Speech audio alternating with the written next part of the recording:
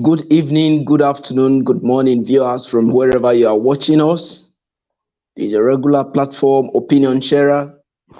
We are glad to be back here this evening to discuss our nation, Nigeria, and what is happening therein.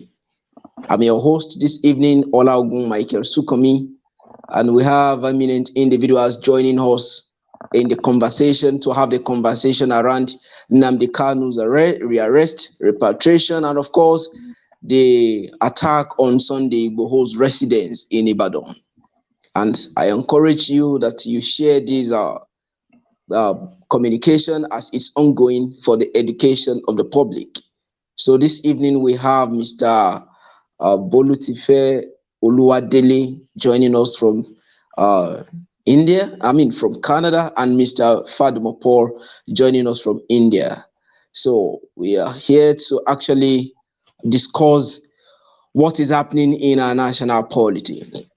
And as I've earlier said, Nnamdi Kanu's rearrest and repatriation and the attack on Sunday Igboho's home, which the Department of State Security Service have laid claim to be behind it. If we recall, on the 27th of June 2021, I think about 4 days ago, the leader of the indigenous people of Biafra, the self-acclaimed leader, Nnamdi Kanu, was said to be arrested in Kenya and brought back into the country in order to continue the trial. And if we recall that on the 14th of October 2015, it was before the Federal High Court Abuja on the 11-count charge bordering around terrorism with treasonable felony, managing of unlawful society, possession of firearms, and all other charges. And in all of these, we saw that a trend took place also. That was on the 1st of July, when the leader of Oduduwa Republic campaigner, Chief Sunday Adeyemo Igboho's residence was also invaded in Ibadan, as claimed by the men of the Department of State Security Service in the joint operative. So in all of these, we have had the Minister of Justice and the Attorney General of the Federation, Abubakar Malami, saying Nnamdi Kanu was brought back into the country in order to continue facing the trial after disappearing while on bail regarding the 11-count charge against him. In all of this, we'll be having a conversation this evening, and I'll start with the village boy to lead us in the introductory part of this. Nnamdi Kanu and Igboho launched their secessionist ideology in southeast and southwestern parts of the country on the ground of ethnic marginalization, and which is of course the opinion of majority of Nigerians, particularly people from the region, and which borders around insecurity that has bedeviled the country, particularly as a result of the Fulani herdsmen and farmer crisis in southwestern part, and of course in the eastern part of the country. So, do you blame these individuals for speaking up in defense of their people, putting into consideration the fact that the former, which is Nnamdi Kanu, started his own ideology as a secessionist ideology? What do you make of that, sir? Thank you very much. I think we have to go to, I would like to state some fundamentals, because if we neglect those fundamentals, we may miss the point, and we may just become unduly emotional about our discourse. What are the fundamentals? In Nigeria, there is prevalence of injustice and oppression. And these injustices and oppression did not cut across all areas.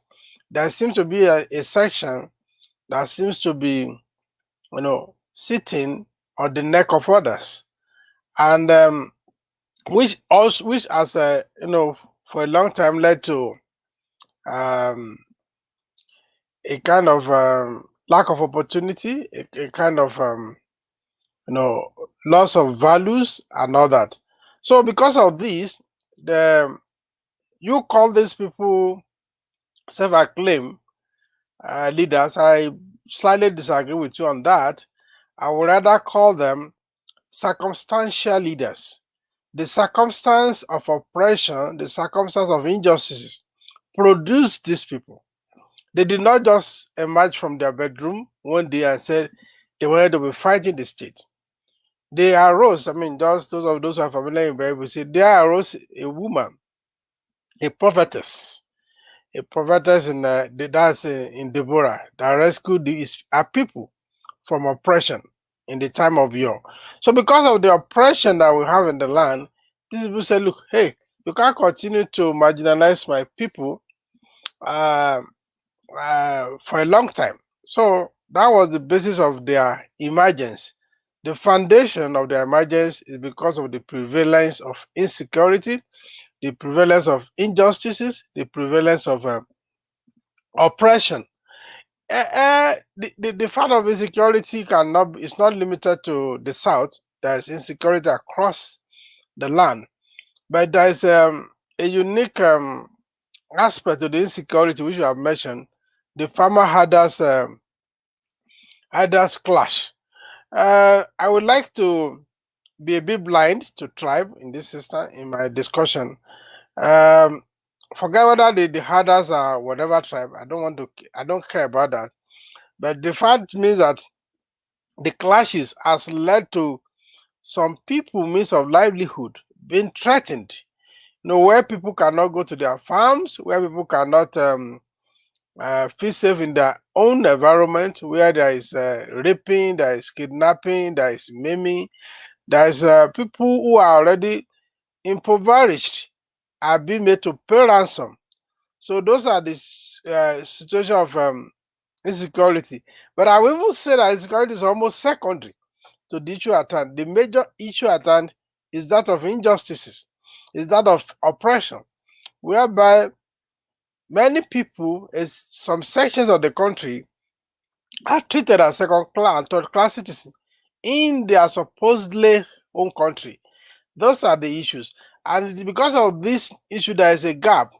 The gap that has been created by this situation, these circumstances, is what I call that led to the emergence of Kanu, that led to the emergence of Sunday Igboho. So they are circumstantial leaders. They are there to fill the gap which has been created by a long period of injustices, by a long period of oppression, by lack of equality, by disregard to the feelings and to the aspirations of people, of other people, other than those who control the central government. So that should be a foundation for that. Then about the so-called arrest. There are also there are certain fundamentals about that too. Yeah, there was agitation and there was an arrest. And usually, fundamentally, fundamental human rights confer you when you arrest, you are not you can apply for bail. No court system grant people bail without a formal application for bail. So there was an application for bail by Kalu, and because it was a custody. Again, there's a precedent. We remember Abiola was incarcerated, and from there, to today, the circumstance of his death is still shrouded in mystery.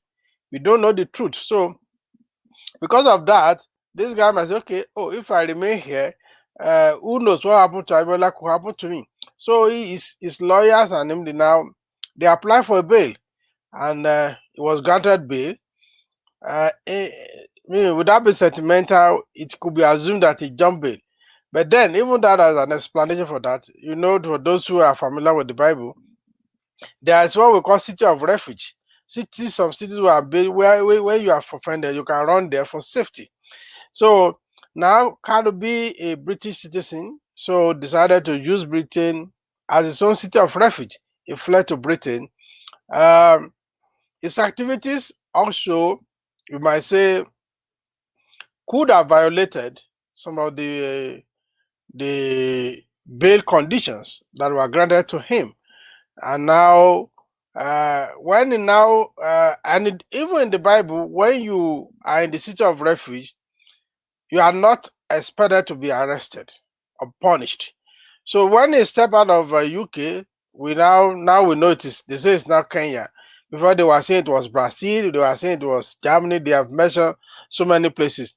And even what we had last, before I went to bed yesterday, what I had last was okay, he was arrested in Kenya, which means he's thrown out of this of his city in quote of refuge. So he was arrested, rearrested or abducted, whatever. So the fundamental is that there was an arrest, an initial arrest. The fundamental is that there was a bail application and it was granted, and there were bail conditions which were more in aberration. They were not met, and then there was either arrest or capture or abduction. Then there was a rearrest. So he came back to court. That is his own case is completely different from Igboho. Igboho was not be violent. He has a taste of peaceful rally and all that. And he has said that okay, he's not fighting anybody, he's only fighting for his people, for the emancipation of his people. He felt that his people are being marginalized, are being denied opportunities. So he rose. Circumstances produced him as a leader to speak for his people. And I think it's the man that be very clear and very articulate. I would say, though people try to attribute illiteracy to him, but I've listened to him a couple of times. I think he's sufficiently articulate about what he is fighting for. So that it was invaded. That's another issue altogether. Let me pause so that I don't take over all the discussion. All right, thank you so much for the foundation laid. And now I'm to Mr. Oluwatosin. We discovered that the two individuals we're talking about here now, the rearrest and the attempted arrest of the two parties came barely 2 days interval. What do you make of this coming up almost at the same time? The federal government rearrested Nnamdi Kanu and, of course, making an attempt to arrest Sunday Igboho almost at the same time. What do you make of that? Thank you very much for having me, and good evening, good morning, and good day to our viewers and panelists also. Igbo arrest, Igbo attack, and Nnamdi Kanu's arrest. I think it's different because Sunday Igboho's attack was to stop him from having a rally in Lagos today. I don't think it's really got to do with it. Might just coincidence, but it's basically to stop them from having a rally in Lagos today. And I want to congratulate everybody that believe in Yoruba Nation. I want to congratulate all of us that the rally was held today against all odds, and we have proven to them that we are not bastard. Omo koniwa aishomali. Adajomase oniwa. We have proven to them that when we say we are going to do, we are going to do it. And we have proven to them today against all odds. About Nnamdi Kanu's arrest, Nigerian government has proven during the course of the arrest, I posted on social media that with the arrest of Nnamdi Kanu, Nigerian government have proven that they can get anything done when they are ready. They have shown that they can combat bandits, they can flush out kidnappers, and they can subdue terrorists, but they are not ready to do it. That is why they are not doing it. If they can go after Nnamdi Kanu that is miles away, in whatever country he is, or in Kenya as it is being stated now, if they can get him from Kenya, and even the authority in Kenya have come out to say, we don't know when they arrest him, and we don't know when they took him out of our country. If they can do all this thing miles away, that means they have the capacity to flush out bandits, terrorists, and kidnappers in Nigeria, and that they are not willing to do it. They have just deliberately let these people terrorizing the citizen. They have failed the people they promised to protect. They have failed to protect them. So it is a joyful sight today seeing Yoruba youth taking over the street of Lagos State and seeing the traditionalists also in the forefront, especially the women. We recognize with them. I recognize with them. I am very happy seeing them. I'm very happy that even with all the threats from the oppressors, from the Yoruba bastards that claim to be in power, that want to subdue the people, the voice of the Sorry, people cannot be sorry, subdued. Mr. Tosin. I think we need to be very diplomatic in the use of terms here. Please let us be very, very conscious of that. Thank you very much for Uh, understanding. if your people say they are in bondage and they want to be free, and you are trying to hold them back in bondage so that an outsider will continue to be killing your people, what are you?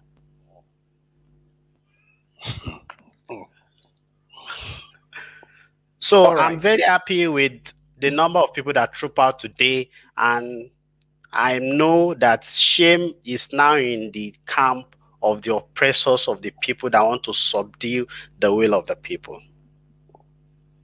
Oh, thank you so much for expressing your personal opinion on the subject matter, and it's well appreciated. Uh, to actually go further into this conversation, we remember how the insurgency in the northeast degenerated to the point it is at the moment. Judging from the arrest and the death of Mohammed Yusuf, the pioneer, let me use that word, the leader of the insurgent group in the northeast at that time. And looking at all of these in relation to the rearrest of Nnamdi Kanu, because the government, they have come out to actually proscribe IPOP as a terrorist group, and they have alleged or accused the group to be the one behind the attacks on security formations and all other institutions of government in that zone. Mr. Paul, what do you make of the rearrest of Nnamdi Kanu in relation to the death of Mohammed Yusuf, the arrest and the death of Mohammed Yusuf, the head of the Boko Haram leader that died some years ago? Okay, thank you. Thank you for the question. And, you're welcome, viewers. Thank you for joining us once again.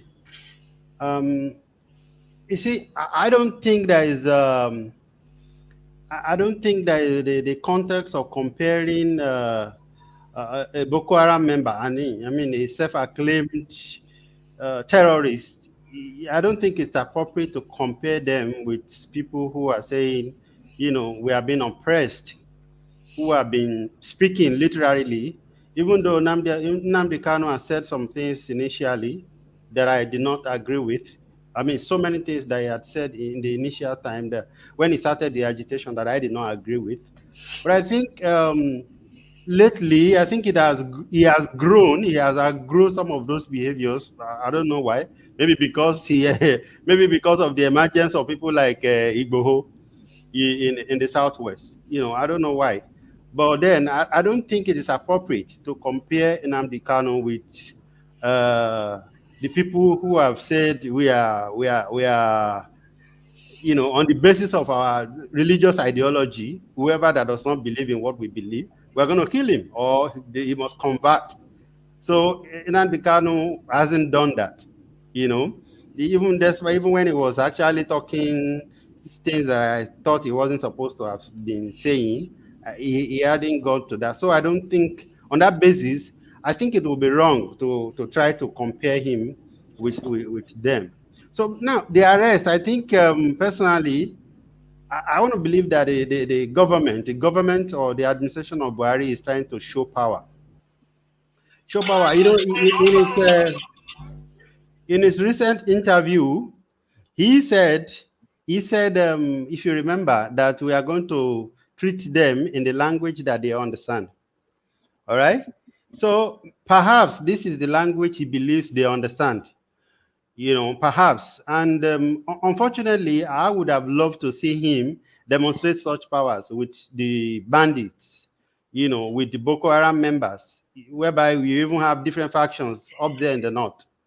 You have people kidnapping, people being kidnapped, even in Buhari's home state, and he hasn't been able to even demonstrate such actions. Well, maybe they've been doing it in the desert that we haven't seen, but we haven't seen, and we have not seen improvement, actually. And until recently, there was no killing really that can be traceable to Kanu in the south. And based on the kind of Nigerian government that we know, I wrote an article that was published earlier today on Opinion Sharers website, and as well as the Sahara Reporters. Please do check it out. It is titled the do I call it the title of my article now? I've forgotten. I'll remember soon. Okay, so let me continue what I was saying. Buhari's Animal Farm. Thank you. Buhari's Animal Farm, Sunday Igboho, and Nnamdi Kanu. Please do check it out. It's an interesting read. Now, in that article, I made assertion that it doesn't make sense.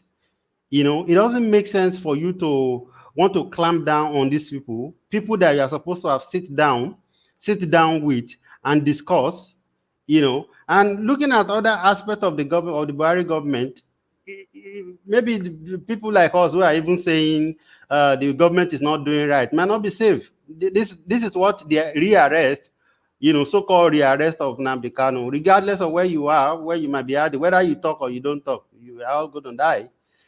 So people like me also might be on the radar, that, okay, you have been saying some things that the president does not like, and then somebody might just get picked up. Just like it was like yesterday when Showore was picked up, when he was arrested. A lot of people were saying, oh, he wanted to scatter Nigeria. That was the revolution now. Eventually, imagine if they had met Showore with even a gun, a knife. Imagine if they had seen one gun in his pocket, what they would have done. Despite the fact that they had not caught him or his followers with anything that could be incriminating, Showore has been detained in Abuja till now. And there are so many people, even including Isaac Zaki. He's been detained despite the fact that there have been court orders that are saying, release this man, let him go home. So why would you blame somebody like Nnamdi Kanu who escaped? Because he has opportunity to escape, like the village boy said, I'm not supporting the illegality. But the truth is that, can somebody who does not respect the law come and quote the law to you? For those who are religious among us, somebody is a known sinner. If you are a Christian or you're a Muslim, is a known sinner. And then that person is the one now preaching Quran or preaching Bible to you. What he does. How will he feel? So that's the way I see it, even though I don't think two wrongs can make a right. But I think leadership should actually start from the government. Thank you. Yeah. Yeah, muted, Michael. The village boy. Now, there is a saying in political science that they call the doctrine of legal illegality, and it is a government that is supposedly having the power to use such a doctrine on the people or whatever issue they want to confront. But looking at the situation at hand, do you think that the doctrine of legal illegality is the best approach from the government to actually confront or to silence the voice of these individuals we are talking about? Well, thank you very much. From your question, there are two issues here. You talk about silencing and confronting. Now, let me use the Igboho case to explain the situation. Yes, they invaded his house in the middle of the night. Why so? They say, oh, they caught, they had gun, they show a lot of ammunition. The guy has come out to say, no, I never owned ammunition. I've never had gun. I only use native powers. Now, if they have come in the daytime, and maybe they brought those things in their own truck and they were offloading it. Because of the modern society that we have, somebody may be on his roof and be videoing this thing. I say, I saw these people when they were offloading this thing. Oh. So it was not Sunday Igboho that owed them. But this thing as was done in the night, and now it is the award against his word. Doctrine of what you can say again, government will also even use another doctrine to override the legality of illegality. Doctrine of necessity. That we don't want a situation whereby this guy they have followership, and if you allow them to continue what they are doing, people might think that the government is weak. So government must do something. So it becomes a necessity for the government to do something. But is that the only thing the government can do? Okay, let me also cast our mind back. When they interviewed the president, he made a comment about NSAS protest, that those guys who are there to they did to overthrow his government. So to us, it looks very ridiculous and laughable. How on earth can you? What is the issue behind NSAS? This guy said, look, police are brutalizing us. They see somebody on the street with laptop, you stop him. You say you declare him a Yahoo person. Somebody is wearing dreadlock, you stop him. You say the guy must be a Yahoo boy. Somebody is even if your girlfriend cheated you and you are not happy, you go and call SARS people to come and deal with her. So all this kind of thing was the basis for the protest. But what did they tell? Maybe what they told the president was, those rascal boys in Lagos, they want to overthrow your government. And that is all what he had, and that's what was in his mind. And again, in law, they said this first law is self-preservation. Everybody want to preserve himself. The government want to preserve themselves. And of course, we have a lot of charlatans. We have a lot of sycophants in our system who are daily pressing the president and say, oh, the VAT, you are the best president Nigeria have ever seen. So it becomes a contradiction that some people are protesting, some people are telling me he's doing well. So it can be confusing.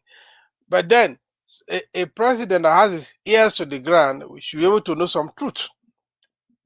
So for Secret Service, usually they don't operate too much on legality. I think that is the nature of the operation, clandestine operation. So legality might not be a serious issue with them. So that is the nature of their job. So, and that is why this is called Secret Service. So if it is legal service, it will not be secret. So somebody can say, okay, because the intricacies of their job is just to get things done. Sometimes they don't normally follow the legal route. So that may be the reason why they have to do that. I'm sorry for cutting you, sir. Are you saying normally is that referring to the fact that it is right? Yeah, Mr. Paul, I think I'm still convinced. No, but now that you have said you have moved into the conversation, that's fine. Because if I may understand what you are saying, you expected a situation whereby there will be a search warrant, and if I'm correct, I think if I'm reading your mind correctly, a search warrant should have been issued to the Department of State Service to have been taken to the Chief Sunday Igboho's house, and okay, we have this warrant to search your house. Perhaps maybe arrest warrant, search warrant, depending on the case scenario they want to pursue. But it's not so, and that was the basis of the conversation I had with a friend, that ordinarily there should have been a warrant. I think, Village Boy, let's give Mr. Paul the opportunity to make his comment for you. Let me land, please. All right. If there was a search warrant, they would have gone in the middle of the night. That's simple logic. If you have a search warrant will not say go and disturb the person's sleep from sleeping to search his house. I mean, those are basic this thing. But what I'm saying, I'm not justifying the action. What I'm saying, because they are called Secret Service, most of their actions may not pass the legal test. They don't usually pass the legal test. So if they want to use the normal thing, they would have sent the police, and the police would have come in the daytime with a search warrant obtained from competent court. So for in this thing, there's nothing to say that there has been any involvement of any court in the process. So I want to assume there was no search warrant. I want to assume because they did it in the night, it was a clandestine operation. And what I'm saying is like that kind of operation is not unusual with the secret services everywhere. But is it the right thing? No. What we are talking about, search warrant and everything, is the legal process, is the legal pathway. But when you talk of clandestine operation, it doesn't conform to those legal practices. Just the same, you have security vote that you don't account for. But money is money that is still issued and spent. So I'm not justifying, I'm just laying the facts of the issue of the case. This is a clandestine operation. Like now, we don't even know how Nnamdi has been arrested. Some people are saying that they did the Moridiko something. You guys might be too young about the Moridiko. They put Moridiko in a crate and brought him to Nigeria. So people are still saying the same treatment they gave to Nnamdi Kanu. A lot of information are still flying around. But what I'm saying, like, in clandestine operation, legality is not so much an issue. It's not a first cause. In Nigeria or in Africa? Everywhere. No, like, not in everywhere. Okay. When they went to kill Osama bin Laden, they gave them search warrant. Those are the case of terrorists now. He's not a terrorist, right? Remember Nigeria government has declared IPOB a terrorist organization? Yeah, not Sunday Igboho's team. Okay. IPOB. All right. Anyway, because I could remember when the secret agent also had issue with the first time in Dubai, Hush Puppy. Everything was recorded, and in after I think 48 to 72 hours, it was online. The video of the operation, only some of them were not shown online. So I think operations like that are usually in practice in Nigeria. The last time they went to Bogo the judges' houses at midnight. Maybe operations like that is peculiar to Nigeria, and especially in Buhari's regime, or to Africa in general. In the case of Nnamdi Kanu and how he was bogoed from Kenya to Nigeria. But all over the world, maybe no.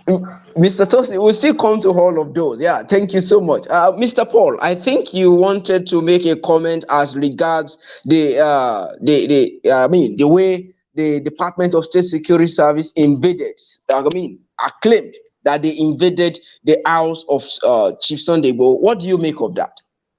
All right, thank you. There are a few things that I have issues with. Initially, the first thing that I saw was that an attack was made on his home, and I saw a video that was making rounds on the internet. And when you see this video, the level of destruction that was shown in that video, all the vehicles in that compound were shot at. Okay, even including the ceiling, they turned around tables and chairs, everything was destroyed. What kind of a policeman that is paid by people's tax does that? Even if Igboho is a wanted criminal, is it supposed to affect the cars? Is it supposed to affect the vehicles and the chairs and tables? That is total destruction. People, as far as I'm concerned, my interpretation of that is that they've gone there to destroy. But Mr. Paul, the SSS reported that the spokesperson of DSSS, Dr. Afunaya, said that there was a gun duel for about an hour or more than an hour thereabout. So Yes. in the process of the gun duel, what if all of those bullets flying around could have actually went in the direction of the cars? What do you think? Okay, okay, yeah, I love that. But the truth is that we all have common sense. And Okay. I wrote in my article, that the Nigerian government actually assume that Nigerians cannot think. They don't expect you and I to think. They don't expect us to make logic of whatever it is they tell us. They expect that when they tell you that this man is Nnamdi Kanu is a terrorist, that I should also believe it. That even if there's nothing that Nnamdi Kanu has done that will make me say he's a terrorist, or that Igboho has done that make him deserve to die, even if he has a pile of gun in his house, even if Igboho has a pile of gun in his house that is enough to fight the state, the level of destruction, deliberate destruction, is what I'm talking about. See, Can I? it is obvious. Wait, first, Tosin. It is obvious that people were killed, in that house and dragged.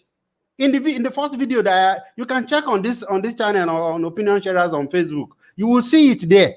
That the people that died were killed with something else other than gun. And I saw a news on Sahara Reporter just a few minutes ago saying that one of the men, one of the Igboho men whom they couldn't, they shot at him several times and gun did not penetrate perhaps because of the Yoruba voodoo. I mean Yoruba, yeah, it's voodoo, right? Tosin has been talking about it. And then they said they actually killed this guy with a mortar. So you will be shooting at somebody. And when we were growing up in Nigeria, we heard about all these stories about Yoruba power and all of that, that somebody can put some things in his body and you shoot at him, he will not enter and all of those things. I heard it even from my grandparents, my grandfather. Okay? So because this person didn't die, you shoot at him. And I'm sure this is at point blank. A point blank, the person that you do now eventually use a mortar to kill is not the person that is holding gun and pointing at you. And eventually, you see how illogical. The only person that suffers casualty among them was somebody, an officer that bullet meet in the hand. And we see all of those things. And you say they open fire at you. And the only thing is the police also using Ayeta. It doesn't make sense. It doesn't add up. Honestly, it doesn't. And I don't expect, Nigerians, it is high time that Nigerians let them know, at least a few of us that would choose to confront the truth, that we are not idiots.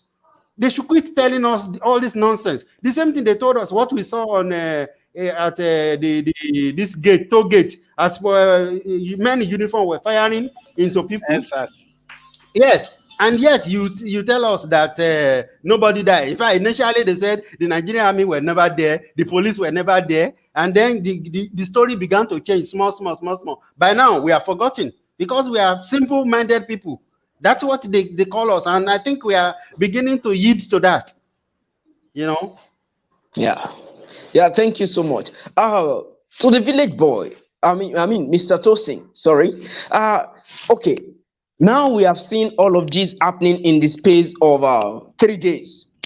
And I began to ask myself, perhaps the government is using all of this to silence all of these voices across the two regions. Yeah, what do you think? What do you make of that? Is it a way to actually perpetually put these guys on hold, on silence, and or perhaps to eradicate the movement or the campaign? What do you think? Thank you very much. The attack on both Nnamdi Kanu and Sunday Igboho. Now, your question now make them. But mind you, Nnamdi Kanu was not attacked; he was only rearrested. Yeah, what led to him running away and jumping bail? Because his home was attacked. He was on bail and at home. Then the Nigerian government cannot wait for him to get the justice in court. Then they went to his home to attack him. They killed a lot of people. He escaped. His parents died because of the trauma. So there was attack on him also. If not that he escaped that day, he would have been killed too that day. The same thing that happened to Igboho's house happened to his house then. And even before then, before he was granted bail that time, he was in jail more than 1 year. Now, back to your question. All this attack on these guys are basically to silence them. To silence them and also to make them as a scapegoat to probably those of us that are talking now or those that will come to conscience and start talking. But an idea whose time has come, there's nothing that can change it. People cannot be oppressed and continually being oppressed and rub in their face, and we expect them to keep quiet. They just want to make this guy scapegoat so that when this is not the first time Sunday Igboho's house was attacked. The last time his other house was burnt. The only thing is that there was nobody that was killed then.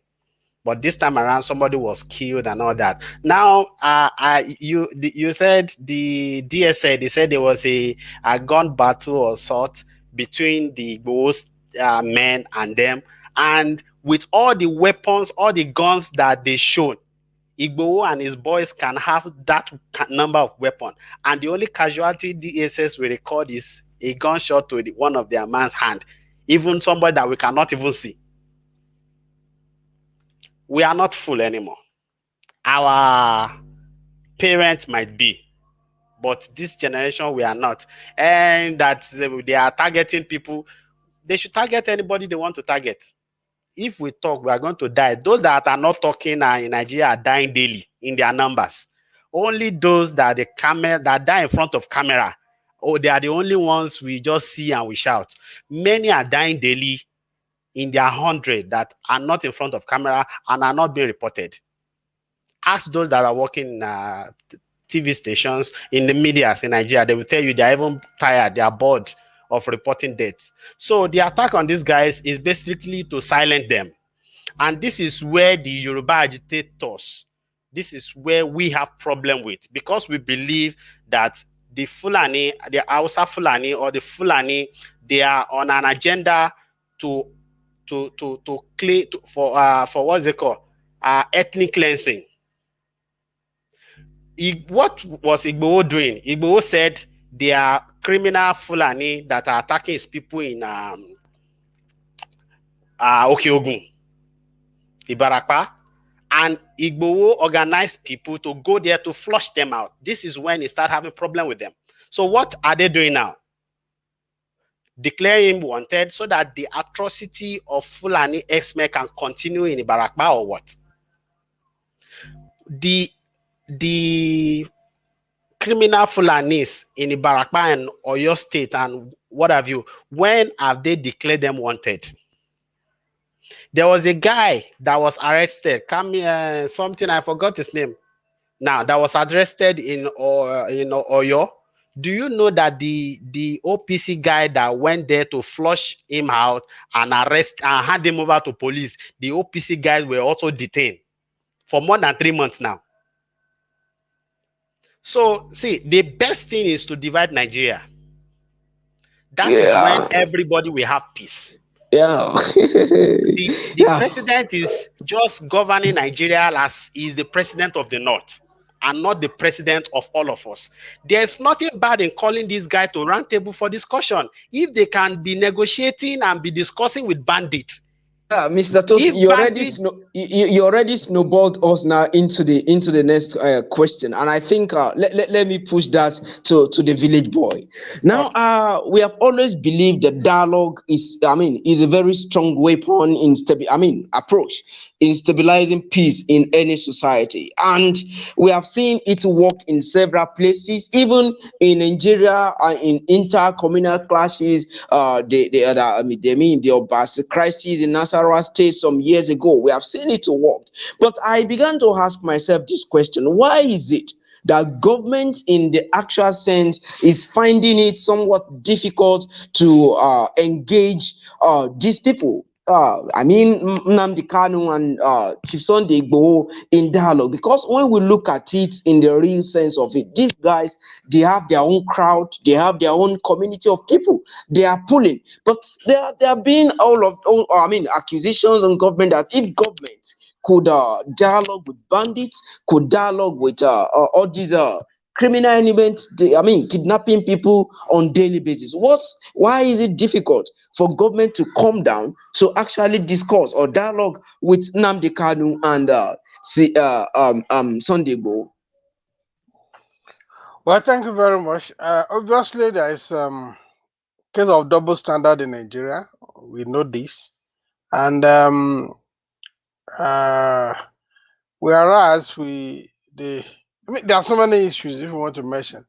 Okay, some Boko Haram guys were arrested, and they said they were rehabilitated because they have repented, and they were reabsorbed. So they say okay, they were not reabsorbed to the army, but they are reabsorbed to the society. And Gumi has also been canvassing that even was even saying that you should appoint bandits as a security guard for the forest. So there are a lot of I don't know. Someone asked me, is it only double standard or multiple standard? Okay, let's just limit to double standard. So Gumi has been dialoguing with bandits in the presence of with DSS following him. He even said a little one of he said he was never invited or arrested because he carried out all his operation with the SS at it's like a combined operation with the SSS. So Gumi keep on advocating that we should dialogue with these people. They are part of us. Even Buhari said we even tolerate the S-men and all that. Why is government not dialoguing to these people? Apart from double standard, another thing that the government is doing is living in self-denial. So things that are obvious, things that we think is obvious, things that we are talking that we are claiming is obvious, government keeps on denying them. So they call people who are talking, they call them disgruntled element, they call them all sorts of names. So if you think that what this guy is saying doesn't make sense, how will you want to dialogue with them? Then the thought is like, this government, do they even have the capacity to dialogue? Imagine, there is no organization. Once World Bank come with a statement that is not suiting to the government, that when they declare Nigeria quarter of poverty, they were up in arms against World Bank. When any international organization make a comment that Nigeria is a failed state, Transparency International. Transparency International, they were up in arms against them. Why? Because they live in self-denial. They said they spent how many billion during lockdown to feed school children. We say, okay, show us evidence. They said the people say they want to be anonymous. I said Nigeria anonymity is not our thing. So when we have double standard, when we have a government that live in self-denial, there will not be dialogue. And they are not interested in dialogue. They don't want to dialogue with anybody. So, and if president say, okay, we only speak to them in the language they understand, which is force as a military man. And that's what we have seen, that it's about force. I learned that it's about either 23 or 32 vehicles came to Igboho house that night. Why would there not be gun duel? Imagine somebody started knocking your door aggressively at night. What will you do? You wake up from sleep and you want to prepare yourself for any eventuality. It could be armed robbers, it could be anything. You wouldn't know. You are suddenly woken up from the sleep. So does the government have the capacity to dialogue? I don't know. I'm not sure. But I think they lack that capacity. Two, are they willing to dialogue? Their body language doesn't seem they are willing to dialogue, because they consider a belittling to be discussing with these people. What can they do? Of course, government will rather want to. One of the problems that happened in EDSAS is like, because there was no leaders in the EDSAS movement who they wanted to dialogue. They said they wanted to dialogue. Actually, they wanted to bribe. That's my projection, that they wanted the leader they can call and bribe and ask them to shut up. So, but because there was no such leadership, they became angry, and because the thing was becoming uncontrollable. So, to dialogue, there are two principal things that should be in place: ability and willingness. So does the government have the ability in terms of capacity to dialogue? Are they willing to? Even if they have the capacity that they are not willing, so they will not dialogue. So their body language doesn't think me. I don't want to. If I say they are not capable, they will say I'm. That will sound derogatory. But if you look at the charlatans, the kind of sycophancy around the corridor of power, it's not necessarily that the government is employing the best brain in Nigeria. So if I doubt their capacity, I might not be completely wrong. So that I can say emphatically they are not willing to dialogue. And if these two elements are not present, there will be no dialogue. Thank you. Thank you so much, Mr. Paul. Now, as a rider to the position of village boy, now the element of force has a way of aggravating, let me use that language, or perhaps making the mind of the people to be more hardened. And we have seen the instances, judging from what happened during the NSAS protest, we have seen series of protest upon protest up till what happened in Lagos State today. And despite the heavy security presence around Ojota, the Gani Fawemi Park, and perhaps one or two other places, we saw that people still came out in numbers to actually tell the government that no, we are headed for something. In all of these, do you think that the use of force on people at a time like this, putting into consideration the level of hardship in the system, do you think it is the best way to go, or what do you make of it? Okay. Um, Thank you. Honestly, I think we are not practicing democracy in Nigeria. You know, I think many Nigerians don't even know what democracy looks like. If they eventually live in an environment where democracy is practiced, they probably will be angry. You know, so and that's why you see the police, saying vehemently in the last few days that they will not tolerate any kind of protest. Why would they say that? Why shouldn't people who want to gather peacefully? Meanwhile, I want our viewers to know that even though Tosin is a supporter of the Yoruba nation, I am not, and I am not against them, and I am not in support of them, so to say, But I believe that they have the fundamental right to express themselves. I believe that they should be listened to. I believe there should be dialogue. I believe that we should discuss as, mature and civilized individuals. If they say, if I'm living in a house with somebody, and that person find a reason where he thinks, there's a challenge with our living together, I would want to sit down with that person and discuss it out. Maybe I can convince him. At least that's what I would want to do. And that's what I'm expecting the government to do. Whether Igboho, whether Nnamdi Kanu, whether I've been saying it even on this platform that the Igbos have been cheated so much. And especially when you look at the civil war, I think there's not been closure. There's nothing like no winner, no loser. Some people lost their families. Some people lost everything. And so the government does not have the right to say there is no loser. Some people lost. And they've been telling their children the stories of what happened many years ago. And so how do you expect them to forget? How do you expect them to just go to sleep and forget the experiences that has been coined into their DNA?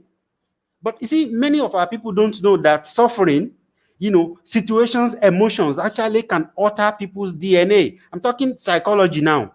This is science. The pains that their parents felt is been transferred into their DNA, into their gene, and you want them to suddenly forget. You want them to suddenly for that, assume that it has never happened, that they didn't lose. How? You see, that's why I worry with the caliber of people that we have been electing or selecting or that have been imposing themselves over on us as leaders in Nigeria over the years. It's not just about Buhari. But I think Buhari actually is like, when the Yoruba people said the breeze don't blow and we have seen the nyash of the fowl. This is the height of it, especially during the last interview. I used to think, some of these people that are in government with Buhari, they are the ones that are not sincere, or maybe Baba is too old to even know what is happening. He doesn't even care. It is these people that are, or there is a cabal somewhere. But we know that there is no cabal anywhere. Meanwhile, I was going to say this, permit me, I was going to say this when I was preparing for this, that there was this thing that Nnamdi Kanu did that I really disagree with, and that is to the continuous emphasis on propaganda such as Buhari is dead. It is nonsense. You don't need all of those things.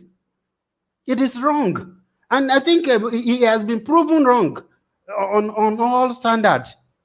That Buhari are there, but you see some Igbo guys, people who are supposed to be brilliant, educated people, still showing thread on Twitter saying Buhari had died, and somebody sent condolences how many years ago. These are people who are brains. So that's why the government sees us the way we are, or the way they assume that all of us are, and they treat us as such. Because if you believe that Buhari died and nobody knows, and they bring a clone person. But then the fact that he has propagated this propaganda, does it warrant anybody to treat him wrongly? No. And the fact that he escaped, I thought he escaped for his life. If you think somebody was going to kill you, I would say you escaped. If I had opportunity to have advised Showore to run, even though I know he would not run, but I probably would have said, Benny, Nigeria is not worth it to die for. Because if you die, Abiola died, and we moved on. That's Nigeria for you. Anyway, I guess I digressed. Let's continue. Maybe we do another 20 minutes. Yeah, thank you so much, Mr. Tosin. I think in my mind, I know there are voices that these people can still respect. These people can still obey. If our religious leaders, our traditional leaders, because at this point we judging from what has happened in the Okeogun axis of Oyo State, I think, if I may be correct, judging from the trend on social media, there is a relative calm in that area now as per elders, farmers crisis or encroachment of elders into the farms, and it means, at least to an extent, the effect or the effort of someone like Chief Sunday Igboho has been felt by, putting a calm to the situation over there. And now I'm beginning to look at it. These are people that I know that people really love. People really appreciate what they are doing by putting stop or rendering their opinion about certain things in the country. But our religious leaders, the traditional institutions, and political actors seem to be quiet about all of these. The injustices we are talking about. How do you think this will resolve the problem? Putting into consideration that the federal government already made a statement that Sunday Igboho should declare himself, should make himself available. Thank you very much for that. If not for the intervention and the continuous visiting of Sunday Igboho to Okeogun, the same situation that is playing out in Benue now will have been the case of Okeogun. In Benue State, they keep coming to kill people just for fun.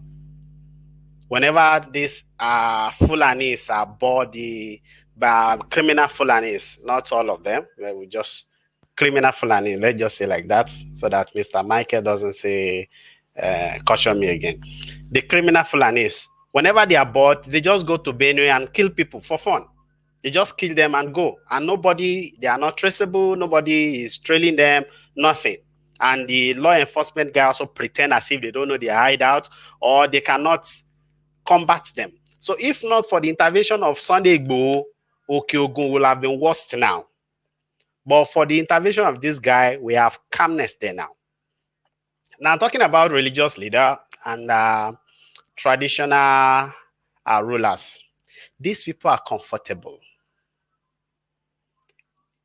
They should be speaking. There was a time I'd make posts and I tag and I uploaded the pictures and I tagged them all our religious leaders. Those are especially the Christians. I uploaded a picture, I tagged them and all that. I called them that they should lead protests, they should speak up and all that.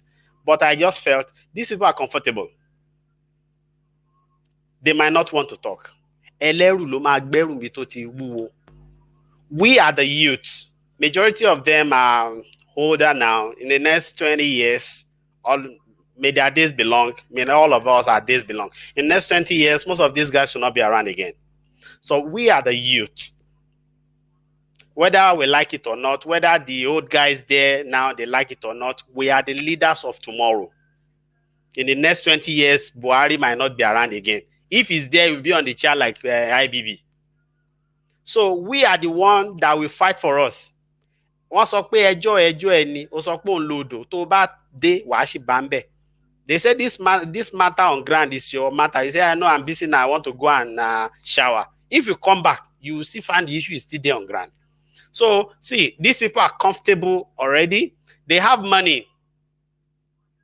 They are spending. It is youth, you and I, that finish from school and we don't have jobs. These people have money to build mansions and put security in place. That even while they are sleeping, some people are awake to watch over them. But you and I don't have that luxury. So we will be the one to fight for ourselves. We should not wait for them. They are comfortable. They are also eating and dining with these guys. So people that have money don't want their source of income also to be stopped. These traditional rulers, if you know the position of traditional ruler, even a local government chairman can tell him, shut up, and he will shut up.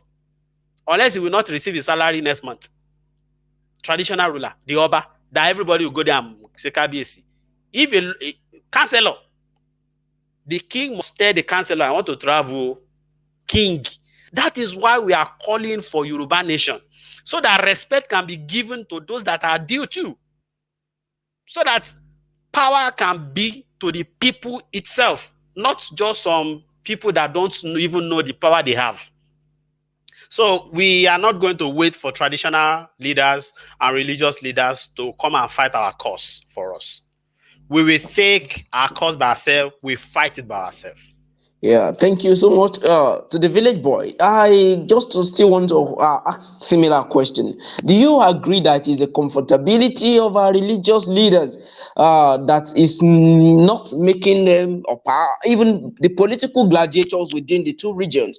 Though we have seen people within the southeast, for example, Senator Inaya Barebe, who even said that over and over again, he will always stand as a shorty for Nnamdi Kanu, despite the fact that he absconded the other time, and now he's back into the country. He made similar statement.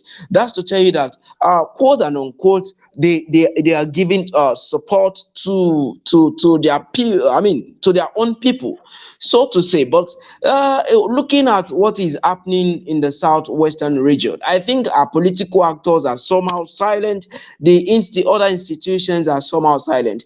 How do you think that these will not, let me say, complicate issues if there are no voices also condemning all of this action? Well, thank you very much. I think the traditional African wisdom says you don't make noise when you are eating. It's lack of table manner. So, like what Tosi said, most of these religious leaders are already compromised. They are compromised on many fronts. Some of them are compromised spiritually. Some of them are compromised economically. And thirdly, many of them are not even good example. They no longer live by good example. You cannot give what you don't have. Because they themselves, some of them have become oppressors, even worse oppressors than those in government. Some of them have they turn themselves to mini gods. You cannot even query them. You cannot even ask them questions. So many of them are in their comfort zone. They enjoy what they have. Without, I'm not trying to judge them, but I think most of them are compromised. And for traditional leaders, they are caged. Like Tosin Riley said, they pay them salary and they can't travel without obtaining permission from the local government chairman, not to talk of state. So they are kind of subservient. And again, when you look at the method of selecting traditional rulers now, we know they have neglected the traditional ways of doing this thing. So they run to political actors for support. So their hands are soiled from beginning. Again, they are compromised. So you see, I mean, that was the other day that that went viral. Sometimes last year, that only came to a function. Tinubu's sat down. This is against the tradition in Yoruba land. He was not even holding office at that time. So and a lot of people, a lot of things happen, a lot of uproar happened there. To some extent, I want to agree with Tosin that what the youth has to do something for themselves because of the future. Yeah, they say they are the leader of tomorrow. That's what they told us until many of us are almost expiring now.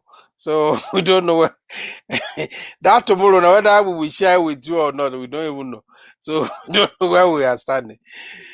So, but you are still sharing it. You guys have used majority of the tomorrow. what did I use? We did not use. So we are doing. Many of my people didn't use. So and now you are saying we are already old. So the thing is like you still need the wisdom. You still need the temperament of the old people, or fairly old people like us, to balance your blood that is rising. And that is why we come here to tell you, okay, these are the fundamentals. These are the things we should look at critically. Nigeria is at the precipice. I've been writing about this for a long time, and it is unfortunate that other people, whether they are doing boniface or they are living in self-denial. Because sometimes I've asked some of my friends in government, I say, look, how do you people think? So when I was asking that question, no, the first question I asked, do you guys think at all? They said I was insulting them. So I don't like to repeat insult. So I changed my language. So I now asked the question, how do you people think? Because if all this noise, all this insecurity, all this, at least, okay, if you can, it's okay because you have bulletproof Jeep or SUV, I mean, SUV and all that, you don't care about security. How about the bad road? You are still plying the same bad road. And sometimes you say, look, Yoruba say if you are not ashamed, at least learn to cover your face. So when I ask them the question, how do you people think? They don't answer, they say they think. And what I could say after that, but they will say I'm insulting them. So sometimes we just stop at that. So I don't think the current crops of religious or traditional rulers can do much. They can't do anything. They can only make some noise occasionally, and because they are compromised, and because they are eating, and it's a bad table manner to talk when you are eating. So that's how we are trained when we are small. No, there's no. It's not hopeless. It is not hopeless because Tosin has said that look, the youth has to rise up for themselves. Even in the fight against independence, who are the champion? The youth, West African Student Union. They were young people. They started writing and talking. So part of what we are doing now is part of it, letting our voices into the situation. We are not keeping quiet. Yes, the thing may not work as fast as we want it to be, but the fact that people are talking, the fact that people like what do you call it? Kanu will come and talk, and the time fact that Igboho will come and talk. It shows that not everybody is keeping quiet. But what we are seeing, that solution will not come from the traditional avenue that we know, like religious leaders, like traditional rulers. Those will not provide the solutions. So we need the emergence of what I call circumstantial leaders. It's the circumstantial leader that will bail us out from all indications. So, and because those who are compromised cannot go far, you will be blackmailed, your hands will be tied the moment you are compromised. And this is the reality. Sometimes you have to pity their condition. Some of them are even complaining in their bed chamber. When their conscience pricks them, they say, oh, this is not right, but we can't talk because we are eating. You can't talk when you are eating. It's bad table manner. Thank you. Yeah, thank you so much, the village boy. Now we are coming to the end of the conversation. Let me start with Mr. Paul. Nnamdi Kanu is being rearrested. I stumbled on a press release a couple of minutes ago before we started, where the IPOB members, I think their spokesperson, if I may be very correct, gave a statement that I'm trying to paraphrase now, that they will shake the country. And now Chief Sunday Igboho is been declared he's been asked to make himself available for government. What is the way forward in all of this so that the situation will not, should I say, degenerate or escalate into what we actually did not bargain for? Okay, thank you very much. You see, I think a lot of people that are agitating, there's so much that I think they are missing, and I'm using I think because this is my opinion. Look, if we have been doing the same thing, and repeating it, and we are getting the same result, I think then the onus is on us to look inward and see what are we doing, what can we do differently. What can we do differently? Because people have been protesting, for instance, and they kill you, they shoot at you, and people are currently dreaded. They are dreaded, even participating in a protest, in a peaceful protest, because it is obvious that these people might kill you and nothing will happen because it is Nigeria, and it's not just in Nigeria; it's happening all across Africa. I mean, most African countries, you get shot and die. So, and that's why I'm proposing this. Why can't we raise the bar in terms of our dealings? Let us go to the level of intelligence.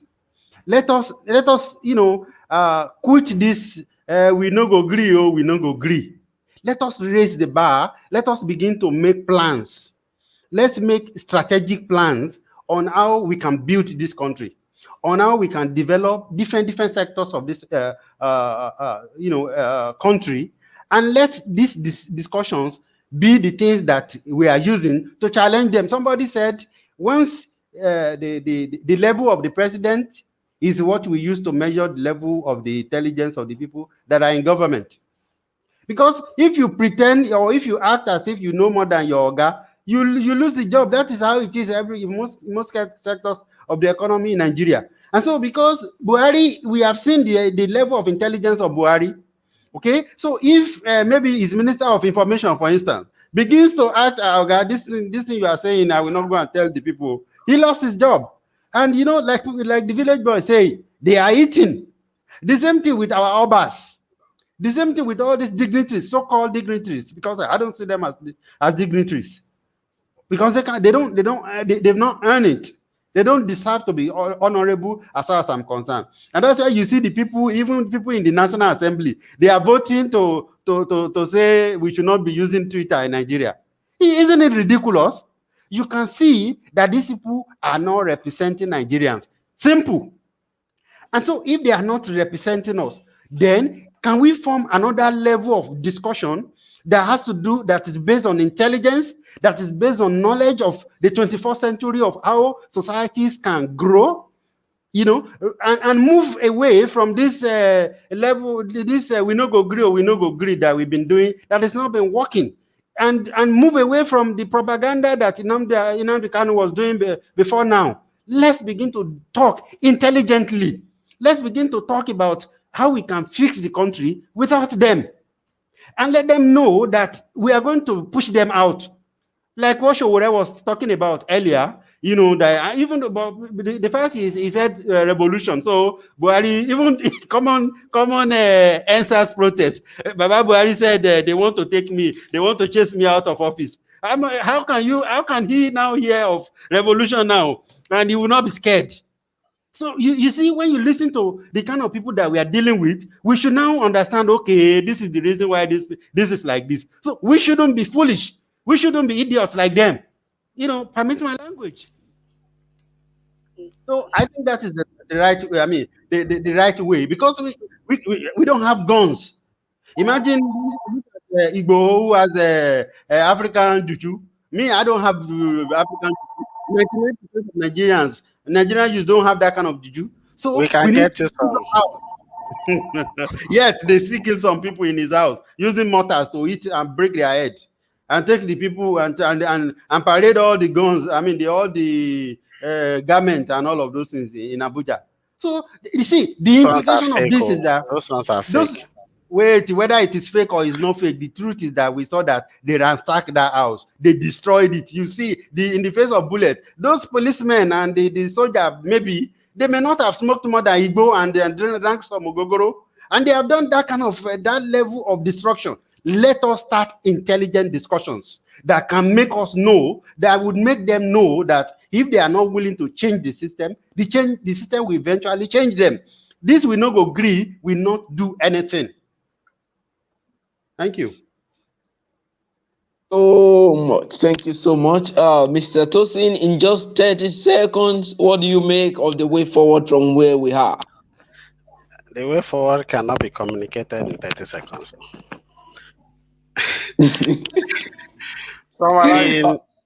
In my conclusion tonight, I want to see Nnamdi Kanu with all his propaganda and his nonsense speech. He still got something inside of him. So I want to see Nnamdi Kanu. I want to see Sunday Igboho. I want to see Omoyele Sowore, and I want to see the youth. These four people, these four angles, I want to see all of them coming together to work as one and stop working from different fronts. See, we can say we want to fix the country. To an extent, we cannot fix the country without them. Do you know the state governors? They try to fix insecurity in Nigeria, but it was impossible without even the president. There was a time the government of Osun, they bought drones to secure their territory, but they cannot use it because they were not permitted from the federal level to use it. The state governor, they come about Amotekun. And when the federal government said that these people want to protect themselves, they say, okay, we put Amotekun under police and we don't authorize them to carry arms. How will they protect the people? So to an extent, there's little or nothing we can do on our own without them. What I want is let these four people, Omoyele Sowore, Sunday Igboho, Nnamdi Kanu, and the youth, let them come together and bring their energy together and confront what we have now in a revolution. The only thing they understand also is force. So the youth and Sunday Igboho, Omoyele Sowore, and all, they should also speak the language the government understand. If the government want to speak the language people understand, the youth also and people that have followers, they should also speak the language the government understand. What is the language the government understand? Force. They should start speaking to some. There's some people There's some people they can speak to. There's some people they can gain to their side that will crumble the economy of Nigeria. People like Tompolo of Niger Delta, they will crumble the economy of the nation, and people like Buhari will be shiver. They will want to talk. If they How is start that? bumping How is that going to help the ordinary person in my village? Crippling the okay, economy of Nigeria. okay. How We, a minute, please. How okay. the economy of Nigeria that was bustling before and they are keep still selling now, how has it bettered the average people in your village? It has not bettered them, but that is wait. This is what they want us to do. And when we go that way, when we go that line, when we toe that line, they will win us. How? By all means. They can. This is a government. You need to know that. Nigerian army is one of the best armies in Africa. Forget Don't the way deceive yourself. No. They are not. They are not. Okay, now. They are not. Okay, I but will tell you. wait. Let me tell you why they are not. Please, And I will please, tell you please. those that are more I than think. them. Hello, Let me tell you hello, Mr. those that are more Tosi. than them. A minute, please. In Mr. Egypt, Tosi. Morocco, Egypt, Algeria, even Chad. If Chad will take on Nigerian army, they don't have personnel. They don't have ammunition. Okay. Now let me ask Mr. you one Tosi. question. They don't have ammunition. Wait, Sorry, I think. Tosin, wait. First, wait. Let me just ask one question. You, maybe the Yoruba people or Nnamdi Kanu or whoever, these people that are organizing, can any of them ask for the support of Chad military? Can any They of don't you need ask for the support of the British Army? Can They don't need any it. of you? Can any of them ask for the support of this armies that you are saying they have the? I mean, this They country don't you are need saying it. they have They the best don't army. need it. They don't need it. We They, just need the number to but the be on the government, street, but the Nigerian government can actually ask for their intelligence and support. which they have Do you said they know will that? not provide again.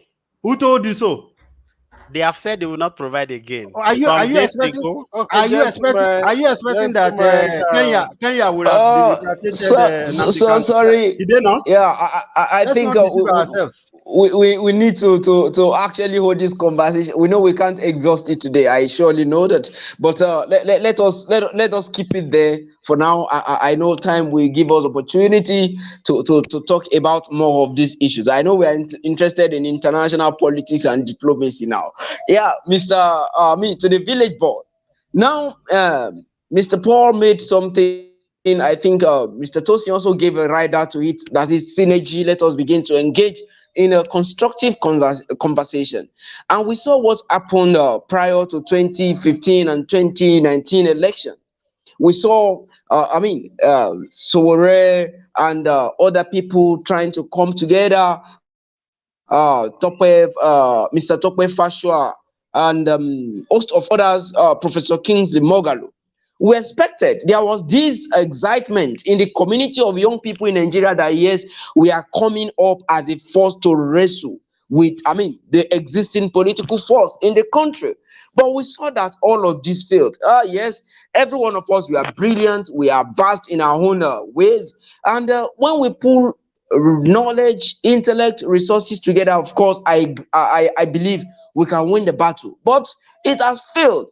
So telling us that the likes of Sowore, the likes of Sunday Igboho, the likes of Nnamdi Kanu and host of others should come up. I think there is this pride in us, if I may be correct, that we all want to be our own, the master of our own ring. I just don't let me go much into it. Village boy, do you think that is going to work as in judging from previous experiences? And would that lead to the end of the show? thank you so very much. Yes, for things to work, there must be some give and take. One of the problem with the youth now is like many of us are overtly ambitious. So until we are able to suppress individual ambition for the collectives, those solutions might not work. But then sometimes you still have to build the house from the foundation if you want to make it solid. It takes few people of goodwill to start the process. And as time goes on, it will expand.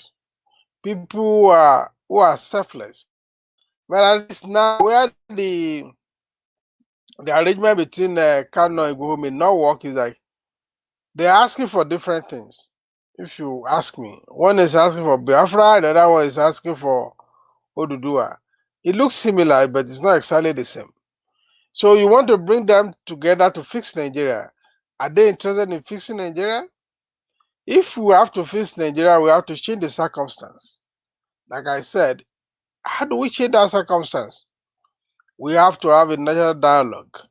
We have to have what we call restructuring. People are scared of restructuring.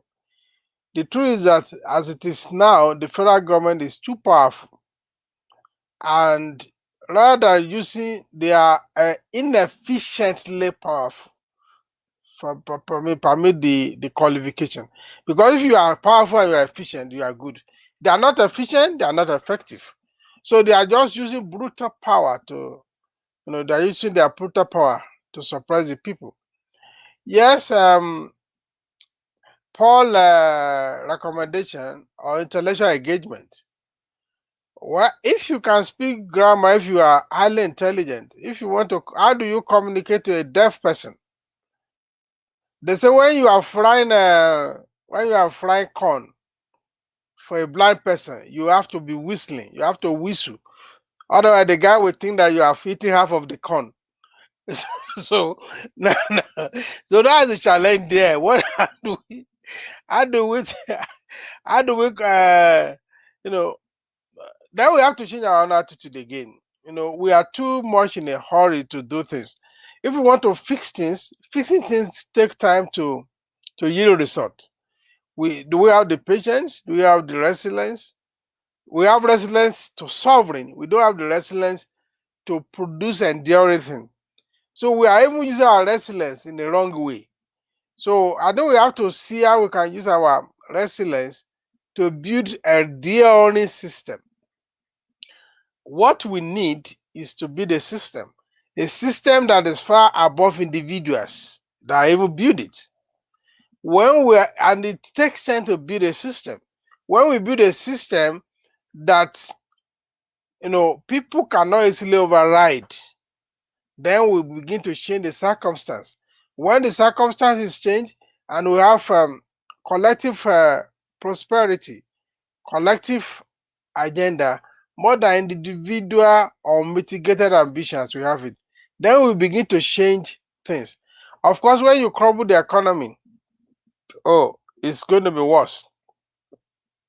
Yes, they may not be benefiting now, but you will see now, if you live in Nigeria now, you will know that even the finger of plantain now, you know how much this costs? Remember in our day, they used to say the Jesha were bragging before that. We don't even eat plantain. That's why I get the land Jesha. Anybody who see here around around plantain now, in fact, they will shoot the area will take it 47. Say, what? What are you doing here? So if you cripple the economy, the poorest of the poor will still suffer more. These guys, they have stolen, they have compromised, they have kept money, even for generations unborn. Some of them have money that can feed 4, 5, 6 generations. So they are not going to lose anything. It is your old man in the village, your old woman in the village that will still lose something. They can't go to farm, and you are crippling the economy. No, you don't cut your nose because you have kata. Like I wrote in an article that ordinary thing you need when you have kata, what do? Just cook point and kill fish pepper soup, and you will sneeze the kata out. But if you cut the nose is gone. So we need a change of mindset too. There will be no nose to even smell the catfish again. So our problem is we don't need complex solution. We need simple solution, but simple and sincere solution. And one of the things, the society that we know that it will take time to rebuild our system. It will take time consistently to change the circumstances that is bringing this agitation. Then again, because are we capable? Are we willing? Those two elements must be present: capability and willingness. If we do this, then we can change the narratives in within some period of time. It's not going to be immediate. Thank you. Yeah, thank you so much, everyone, for joining this conversation. We sincerely appreciate you, and we appreciate our audience who are giving their comments. We are seeing everything, and we are taking note of all. We sincerely appreciate your time, and I must sincerely appreciate our guest, Mr. Atosi, Mr. Paul, and of course the village boy. I think many of us we are only familiar with the village boy. He is Mr. Bolusife Oluwadele, but is known as the village boy. We sincerely appreciate you. But we end this conversation with this quote by John Kennedy: "Those who make peaceful revolution impossible will make violent revolution inevitable." I take it again. Those who make peaceful revolution impossible will make violent revolution inevitable. John F. Kennedy. And we are saying all of this to have a better nation. We are saying all of this, we are rendering our opinion in such a manner that we want a progressive nation. Our blood is too important. The blood of any Nigerian is too important to let for in the saga that is going on in our polity. We only encourage that we maintain peace, we maintain decorum, and we constructively and continue to engage all of these people for us to have a better nation of our dream. I must sincerely thank you once again for joining this conversation. I'm your host, Ola Michael. Please stay tuned to this platform next Friday and Saturday for our subsequent conversation. Thank you, and do have a wonderful weekend. Okay, please don't forget, I'm making an announcement. Don't forget to check out our website. It's Opinion Sharers. And please do share our videos. And if you're willing to come on this platform to engage with any of our discussions, we are here mostly Fridays and Saturdays, 5 p.m. Nigerian time. Thank you very much. We love you all for Articles. engaging with us. So, and you can send in your articles if you write. We publish your articles if it is good. We don't determine what you say on this platform. That's why it's Opinion Sharers. Your opinion is your opinion. Thank you very much. We will see you again next weekend. Bye-bye.